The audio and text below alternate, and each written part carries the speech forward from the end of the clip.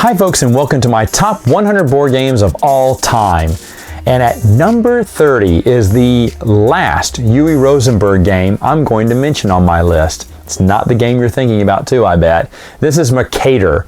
Mercator is a game where you're moving around the board and collecting resources that you're going to place on your board to fulfill contracts. Now, when you fulfill a contract, you can exchange it for the contract above it, a much nicer contract. You level up, or you can just get money. You'll need money in the game, of course, for different various reasons. Now, whenever you visit a certain area, you may have to pay time or lose time, and that's how the game will end almost every time, is when all those time pieces are done. The game can move really, really fast. But it is a really fun game. Wherever you play, whatever area you play in, anything that's connected to that area will get more resources. So you're basically helping other people every time you make a choice, because the places that are surrounding it will get extra resources that may benefit other players. At the end of the game, of course, it's whoever has the most points wins, but there is one other way to win the game, and I finally did that this past year, was get the piece of Westphalia, which is the last upgrade a contract can get. And that is not an easy task, my friend, let me tell you. I spent the whole game just barely getting it. I've always been this close, and it's an all or nothing thing, because if you're just going for that, good luck, because you're not going to win. You either get the piece of Westphalia, which is extremely hard to get, I've only done it once, or you just given up and you're not going to win the game, period. I absolutely love this game. It's so simple but yet so strategic, because you're also, as you're gathering time, you're also giving that time to other players, because if you travel with them, you can do an action too, and that is where the strategy comes into play. You're like, okay, he went there. Do I have something that I need? Oh yeah, I can fulfill this contract, so let me go there and follow him. Or I want to get something there too. There are bonus cards you can get to get in-game points. You definitely want to be aware of what those cards are, so that you can make sure you get a lot of in-game victory points that way. Or just extra bonus cards that give you bonuses if you go to certain areas. You're like, ooh, I'll follow him, go there, and get my bonus on top of this. Like I said, if you're utilizing your time tokens, if they're well spent, then you're going to win this game. It's kind of time management now when I think about it. But Mercator is just a wonderful game. Cubes can mean different things depending on what locker you have them in. Eventually, some of the lockers will go sour and you have to throw everything out, which is soul crushing at times.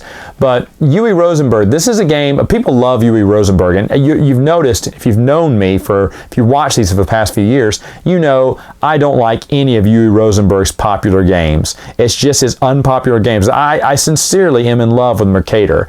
And I've played his other ones and I have not been impressed, but Mercator is, in my opinion, the best Uwe Rosenberg game out there. At number 29 is a game I have had in my collection forever. I mean, ever since I got into board games, this is one of the ones I got. It's Formula D. Formula D is a race car game. You're just shifting gear, chucking dice, depending on what gear you're in, and moving around the board. Now, you need to watch out, because you need to make X amount of stops in the game as well. So there's a lot of downshifting, and it's really a lot of management on how you maneuver your way, and there is skill involved here. I mean, yeah, there's dice rolls, but there's also skill on how you take those turns. Now, you're going to take some damage points too, so you may have to pull into a pit stop. Games for us usually go 2 laps, so that way if they want to make a pit stop or not, they can. It depends on how bad you've torn up your vehicle, but even making the pit stop, which does hurt you for basically 2 or 3 turns, will definitely give you the advantage going forward, because if someone's tearing up their car, they're going to have to go slow at the end, where you can afford to tear up your car a little bit more because you've been through the pit stop and tear it up trying to get to the end. All of the tracks, we sit down and we play all through the tracks. I bring this game to our summer vacation as part of the tradition, and we will sit there and play through all the expansion tracks, and I absolutely love this game. I really wish Amos Day would make more expansion tracks for this. I don't know how cell numbers are for this. I don't know if they're even interested in making any more tracks for Formula D, or if that's kind of gone, you know, that game has kind of been retired from them. But all I know is that we have enjoyed every single track. We play them all the time. We laugh, we scream. The races can be a nail biter at the end. You can almost, you know, even though you're in the lead, someone can shift gears at just the right, you know, coming out of the turn just right and pass you up at the last minute and make it a photo finish. It's wonderful. We even had there's one track where the cars will intersect, and we've never had a wreck. It says those cars can wreck. In that one game, all 4 of us wrecked. It was on the same turn too. 2 cars met up on each other and collided, and then right after that, the other 2 cars oddly collided as well. So we kind of gave up on that track and moved to the next one. I never had that happen before, but it can happen. Different tracks will have different, you know, strategies on how to race around them too, and you're always trying to figure them out because the game is always changing. Now, there is an advanced version of this game that my nephews are just, you know, they're wanting to play this really bad. So I may try it with them. I really never read the rules into the advanced ones, meaning instead of just getting regular damage for different things, you get body damage, brake damage, wheels damage, steering damage, or something like that, and you're taking hits on different areas. Again, I've never played that version before. It doesn't seem as fun to me. The fun part is just trying to maneuver, and you have a little gear shifter too, which is so thematic. As you're moving it around to do different gears, you're making those gear shifting sounds. You can't help it. Formula D, phenomenal game, excellent game, love it, great, happy it's in my collection at number 29. At number 28 is a co-op game that I absolutely love. It's called Flashpoint Fire Rescue. You are a bunch of firemen and you are moving around the board trying to save, I can't remember how many it is right now off the top of my head, but X amount of people out of the burning building to do that to win. But you better watch out because you can lose in a numerous amount of ways, meaning the fire gets out of hand and burns everyone alive, or the building falls in on itself because there's so much damage. Once you run out of those damage cubes, which are not that many, the whole building can collapse. This game has several expansions that give you several different options on how to play the game. Some of those boards are impossible in my opinion. The submarine, and what's another one? The train station. We can never win those. Some of the other ones like the airport, the upstairs building, the one with the basement, the little mechanics garage or something, we beat those, but they can get hard. You can tool this game to be extremely hard. In fact, the newest mini expansion, Extreme Danger, it makes the game it amps it up. But the reason this game, in my opinion, is just so good is because anyone can get engrossed in it. Even this is a gateway game, because I know this, my wife played it for the first time this year. See, I was playing the game, I went and got pizza, but they needed me to stay there. Someone had to get pizza, I had to go. So I asked my wife, I said, please sit down. She did not want to play that game. She wanted to, go into the back and watch a movie or something. But I said, please just sit down and play this game for me just for a few minutes while I go get the pizza.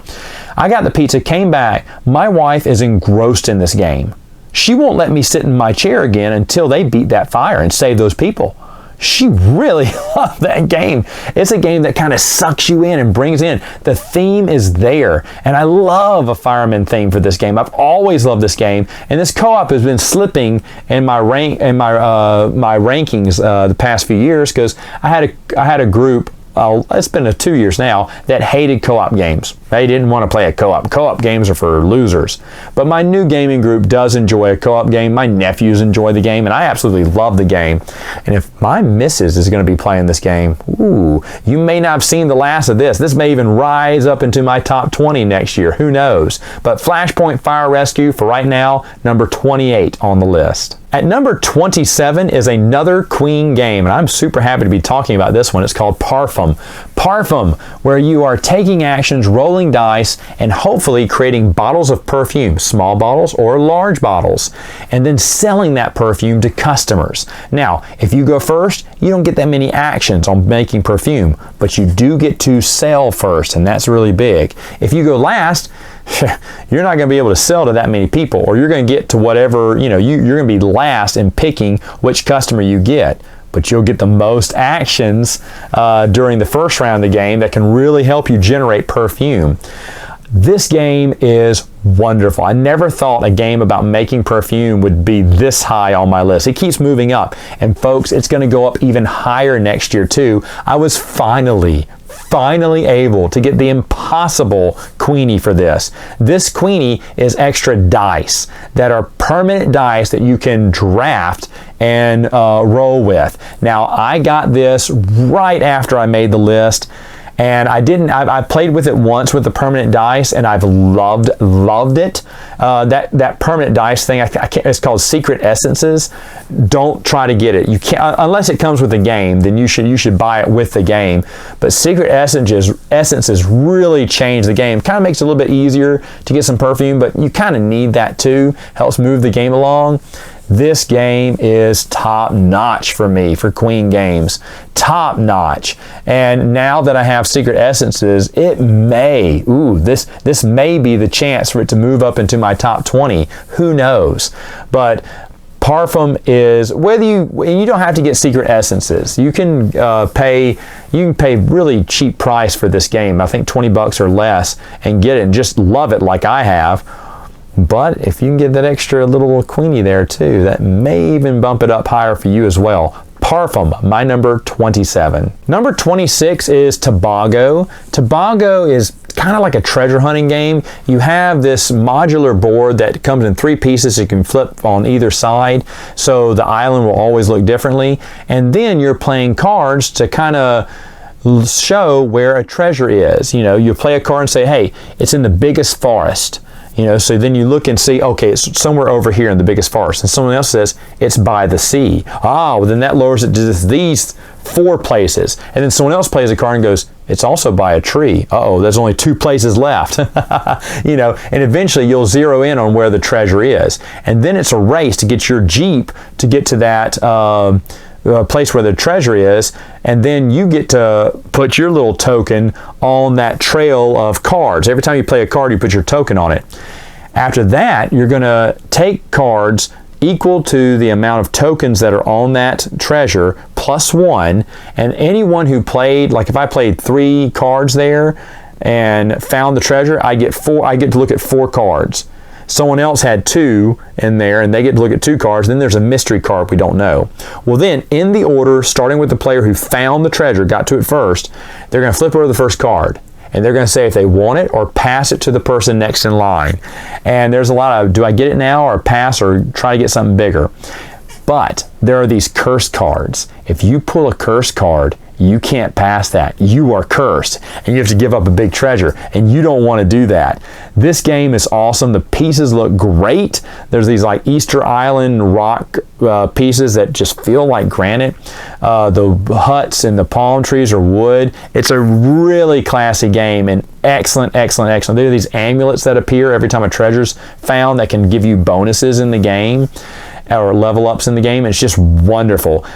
Tobago was created by Bruce Allen. I think he only did this game, but for some odd reason this year, it came out with an expansion, Tobago Volcano. I just found out about this and have a copy staring at me across the table there. I have not yet played it, but a volcano and lava tiles enter the island of Tobago. It was so weird to have an expansion to a game that's been basically out of print for years. I don't understand that, but I can't wait to play it with Volcano. I don't know right now, I haven't read the rules yet, so I don't know what that adds to the game, but I am definitely interested because Tobago as itself is a great game. Will the expansion improve its status on my list next year? Ooh, we'll just have to wait and see. Number 25 is a new game added to my collection. It is called Kailas 1303. This game is a game where you're, of course, playing on this board. You can go as far up as you want to, but you can't go back. Then you're taking actions on the board. As it goes around, you're trying to cash in those actions, maybe to get favor points from the king and the king's court. You have special abilities in the game that you can add on to. You can get more special abilities as the game goes on. There's this, I can't remember what he's called. It's a guy on a horse, and you can't ever take an action that's past him. Well, people can move that horse backwards and screw you out of a turn that you said, oh, I was going to take this action, but now that the horse is behind me, I can't take this action. Also, there's certain rules. If the first person who passes, after that, it's very expensive to stay in the game and keep taking turns. And of course, you're basically taking resources, collecting resources, building those, getting those resources to get different houses on different buildings, to get bonuses when everyone plays on those tiles. And the artwork's really beautiful too. This game came out this year. I don't know how much it's like Kailas, the regular game. I don't know if it may just be a reskin of it. I don't know. I really didn't look into it that much. I just remember looking at the game going, wow, that looks pretty. And then reading the rules and said, yeah, this looks like a game up my alley. And ever since I've gotten it, I've played it a dozen times. It's so much fun, which is obviously why it's in my top 25 here as a new game. It's really hard for new games to get this high up my list at first. But Kailas 1303, like I said, the wooden pieces are really good. Everything, the artwork's beautiful, and the different strategies to win the game. It just make this game excellent. Excellent to play. My number 24, oddly enough, was 24 last year on my list. It is Century Spice Road. I am combining all three of these games here on the list because I love all three. Eastern Wonders is probably my favorite, but this year we played New World, the last one to come out, the last expansion to come out. We played that one the most. And it's worker placement, so that's probably why we did. I love worker placement too. I love all three of these. I could still play the base game anytime, anywhere. I love Century Spice Road. Now, I have yet to combine, you know, all three together. Sun, Sea, and Sand is what it's called. I can't remember, but I wish I could one day. I don't know if I ever will. Playing these games individually is just what does it for me. I know they just released the last two Golem editions for Eastern Wonders and New World, and I'll be honest, yes, the Golem edition is beautiful. The pieces look much better. But back then, they only had the first version of the game. I thought, well, I don't want to get that, or I have the base game. And now they come up with the other two, and I'm like, oh, well, I don't need to get all three of the Golem editions. But if you have those are really nice too. But even if you have just the base Century Spice Road games, they're just fantastic. I could play either one, any one of these three at any time. That's how much fun they are. And yes, it may be kind of a cheat to group them all together here, but for me, Century Spice Road, as these games are very different how they play, but all coming from that same world, is why I combined them together right here on my list again this year at number 24. At number 23 is Project Elite. Project Elite is a co-op game where you're all space warriors or space marines or something like that, and you're going on missions, trying to achieve missions and kill off aliens. This is a fast and furious real-time game where you are chucking dice, moving your pawns, shooting aliens, and achieving goals. It is so much fun. I remember playing this at Gen Con years ago and being blown away. That was the one exception to my old gaming group who hated co-ops, but they would play Project Elite. Ooh, you get to kill something in Project Elite. So everyone loved it. It's always been around this height, sometimes higher in my collection, but it's always been around here on my list because it's just such a phenomenal game. Now this year, as you all know, CMON did a reprint of it, and I got the Kickstarter, the all-in Kickstarter. We played through them. It was epic. We just sat there all day long and did nothing but Project Elite. I love, love, love this new edition by CMON Games. It is obviously the highest thing you will see on my list from CMON. And they did it right too. The creator got in there and fixed a few things like the starting weapons and everything. Now there are some designated weapons you always start with. And then how players suffer damage is done a lot better, in my opinion, than it was in the first game. Now, believe it or not, I did play the first edition of this game as well. well. I went through and played a ton of missions on different areas through my old Kickstarter package, and I still like the old one, but the new one, I do have to admit, is better. Those minis from the old one never bothered me. They bothered a ton of people. And the new minis look good too, and I like a lot of the aliens as well. And of course, the Marines, the people who are the good guys, they have some of the same powers as the old ones too, and then they have some new ideas. There are some things that, you know, I wish would have worked better, meaning the whole centipede alien, which was a great idea, but just not executed enough to have as much fun as you'd want to have when killing something of that size. But other than that, this game is great. It is excellent. If you have a choice between buying the old edition and the new edition, you probably want to get the new edition. Like I said, for those two reasons I said they fixed the game on. But if you find the old edition for really cheap, and you don't mind subpar minis, I think the minis are great. The old minis I'm talking about, the ones that weren't that detailed, but detailed enough to let you know what was what. They were thick. You could run them over with your car and they still wouldn't break. These from CMON, they're super nice, super detailed, but I have a feeling they would break a lot easier. Either way, it's a great game, fantastic game.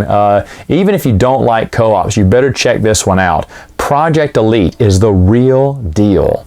Does anyone say that about board games? Number 22 is Versailles. Ooh, the whole board is a rondel. You're just moving around and taking actions depending on how many people you have in those places. You want to spread your people out too. You also want to get different bonuses in the game that can help you when collecting goods or building certain tiles. You're placing tiles all into the garden and getting victory points that way as well. Now, the game ends either if the garden's complete, or for the first time ever this year, it ended with the king finally making it down to the garden. I've never had it end that way. I never thought it could end that way. But every time one of your people go around the board, the king moves one step. And you're thinking, well, yeah, that'd be pretty fast in a 4-player game.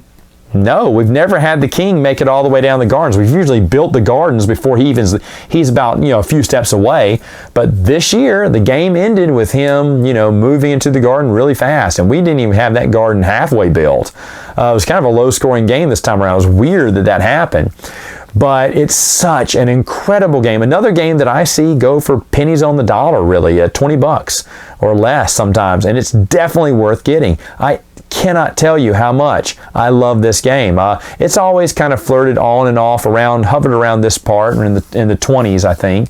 But it's always been a game that we break out and we have fun with. A lot of different strategies there, a lot of different, every tile that you end off with at the end of the game can give you bonus points. So even though you know the game is ending soon and you just maybe don't have anything you can build in time, just stack up, start getting resources. You can cash those in for victory points, small ones. Tiles can also be cashed in for victory points later on. They're not going to be game winners, but if the game's pretty close, every little bit counts. So I like how, even though you may not have some tiles ready to be built, and your last move will, the last move is going to happen, and you don't have anything to build something with, it's okay. You can make a last-minute mad dash to gather something at the end to give you some victory points, and that is another reason to love this game. Versailles, my number 22. My number 21 is the classic game Catan. Oh, I love me some Catan. We used to have a Catanathon every January. Ever since the girls have been born, the last 2 years, we haven't had a chance to do that. And I'm guessing those days are gone, at least until the girls get older. But Catan, I know it's classic, but any of the base expansions I will play with. This year, I got the scenarios for Cities and Knights. Absolutely despise it, but I maybe have a new appreciation for Cities and Knights, the regular version, which I will gladly play over that campaign one. This game is so much fun. There's different variations of it. I only get the ones that, deal with the base version. And I don't, it's been a while since I played Traders and Barbarians, but that's may still be my favorite. Some of those little modules in there are just really good. But Catan as a whole is just a lovely game. For years, for the first couple of years, I think this was in my top 10, and then slowly has moved out. You know, I think it's a little bit higher than what it was last year, though. So almost making it back into my top 20. That's just because I love the game, and whenever we bring it out, I mean, my whole gaming group loves Catan. They have Catan. They play one of the buddies in my gaming group. He plays Catan all the time. He's a huge Catan fan. He gets every little different version of Catan. Me, I'm happy with just the base one and the base expansions. That's where it just shines for me. Some of those little mini expansions that go with the base game I enjoy too. There's a Santa Claus tile and Santa Claus promo that I got, I think it was last year or whatever, and played with last year a little bit, which was fun too. It's not that much, but Catan, you know, you can knock this classic game all you want, but to me, it's still a fantastic game. And I heard there's going to be another printing of that 3D version. Unfortunately, I have kids, so I don't have the money to pay for that. But ooh, I would love to have the 3D version of this game. Oh, such a wonderful game. That is why it's number 21 on my list. Hey, you want to know what my top 20 looks like? Well, come back next time and I'll tell you. See you then.